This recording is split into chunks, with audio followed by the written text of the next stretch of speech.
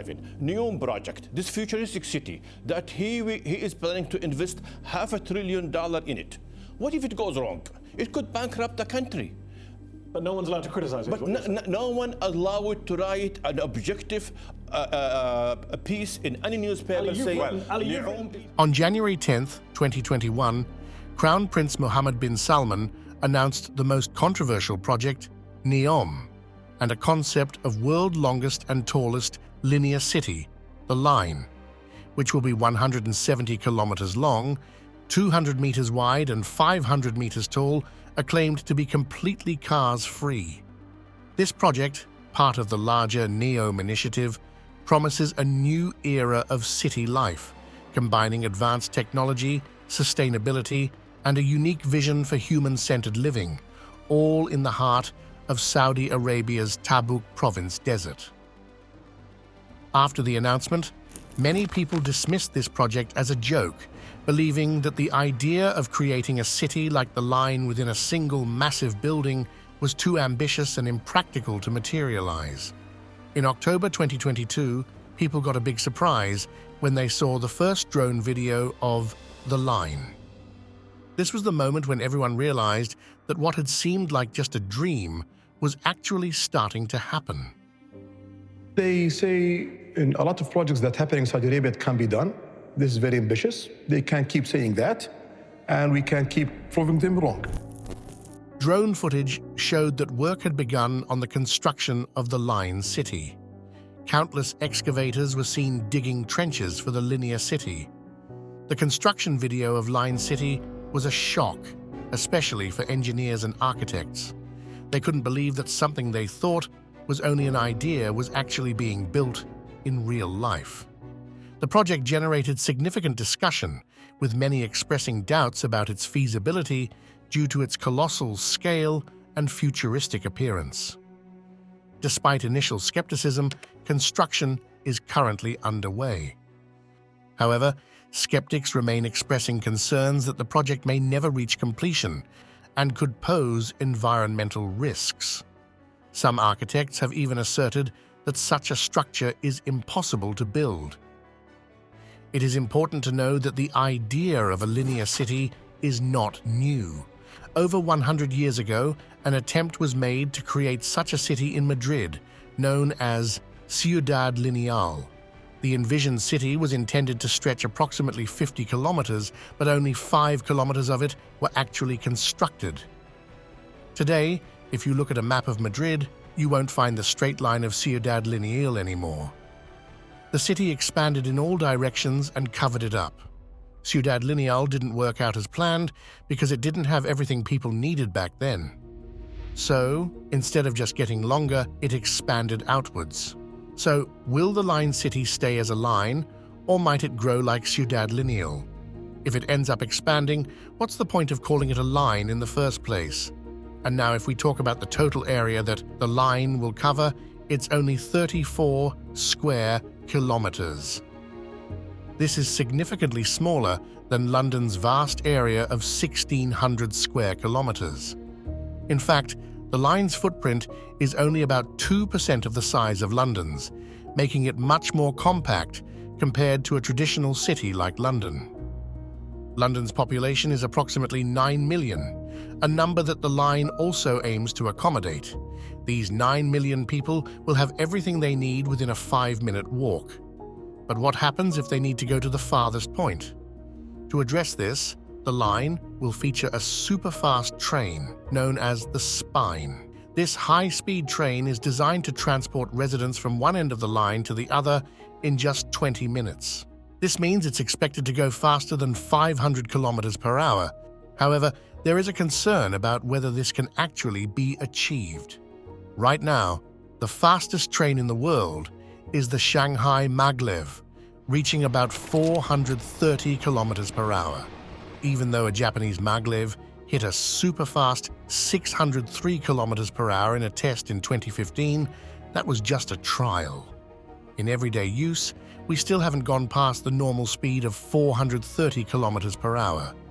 So the question is, will the Line's transportation system be possible with today's technology, or is it something that might only happen in the future. And here's another interesting question. Let's assume this technology becomes feasible. The line, which is supposed to be 170 kilometers long, what if a problem arises with this technology at any point along the line? Would the whole transportation system shut down? If one part of the train system has an issue, it could mean that no one can travel along the line until it's fixed. That could be a big challenge for such a long city. Besides the superfast train, the line will feature a huge 500-meter tall glass facade. This aspect of the design has led to some confusion among many people regarding its purpose. Is it just for looks, or does it serve a more practical function? It's still unclear. There are also big challenges in building something like this, such as dealing with wind pressure and how to get rid of waste. It makes us think about how the line will handle its sewage. For example, the Burj Khalifa, with 35,000 residents, creates 15 tons of sewage every day, and they need trucks to take it away. So how will the line deal with the waste from its millions of residents? If it uses a system like the Burj Khalifa's, can it really handle all the waste, especially with the city being so tall and big? Certainly, when considering the line's design and its environmental impact, there are growing concerns among people about how it might affect the environment and wildlife in the area. The extensive use of glass for its walls raises concerns about potential dangers to birds. Additionally, since the line is designed as one continuous line without any breaks, questions arise about the implications for local wildlife. Will animals be able to move around freely, or will the city create a barrier for them? Well, we'll just have to wait and see how it all pans out.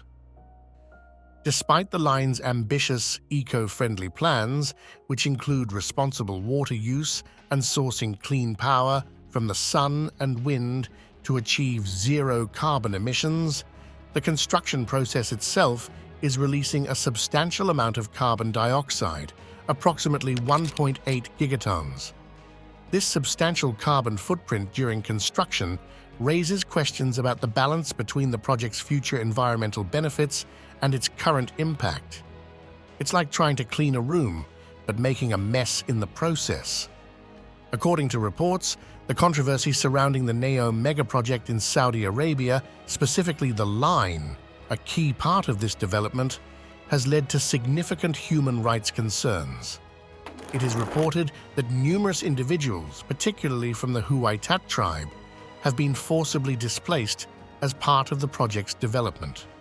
This displacement has been a matter of international concern, particularly regarding how it has been handled and the implications for the affected individuals. In a more distressing development, 3 members of the Huaytat tribe were reportedly sentenced to death. The United Nations Human Rights Council has expressed alarm over these sentences. Saudi authorities, however, have stated that these sentences were not related to the individual's resistance to relocation for the NEOM project. Instead, they assert that the sentences were due to the individual's involvement in terrorist activities. This situation has raised international concern, with UN experts and human rights organizations questioning the fairness of the trials and the nature of the charges under Saudi Arabia's laws on combating terrorism and its financing. The UN experts have called for a review of these cases, emphasizing the importance of due process and fair trial standards. They have also urged companies involved in the NEOM project to ensure they are not complicit in human rights abuses. In short, people have raised several doubts and concerns about Saudi Arabia's The Line project development. One significant concern revolves around the structural feasibility, with numerous individuals raising doubts about the possibility of constructing a building of such immense height and length all at once. There's speculation that it might only materialize for a few kilometers. Another concern is about the project's budget. People have concerns that if the costs go beyond what's planned, it's unclear how Saudi Arabia would handle the extra expenses. This concern is significant because the project is funded by Saudi Arabia's Public Investment Fund, which is heavily dependent on the country's oil-dependent economy. With the fluctuating nature of oil markets, there's uncertainty about the future availability of funds for such a massive project. There's also a concern about the risk of regional conflict. People are apprehensive that if a situation similar to the ongoing conflict between Palestine and Israel were to happen in the region, it could greatly affect the project. Additionally, there are broad questions about the potential impact of the project on Saudi Arabia. People are curious that if the project fails, what will be the future of Saudi Arabia? Conversely, there's also interest in the potential positive outcomes if it succeeds, particularly how it might reshape the economic and social landscape of the country, and what will be its impact on the rest of the world and upcoming mega projects. Moreover, during these discussions, some people are questioning the project's design, specifically why it is designed as a linear city rather than another shape, like a circle. And in this mega city, which undoubtedly will be quite expensive, who will be the ones that prefer to live there? There are lots of questions without clear answers. If it succeeds, it will be the new Babylon, so to speak. And if it doesn't succeed, it will be an interesting phenomenon.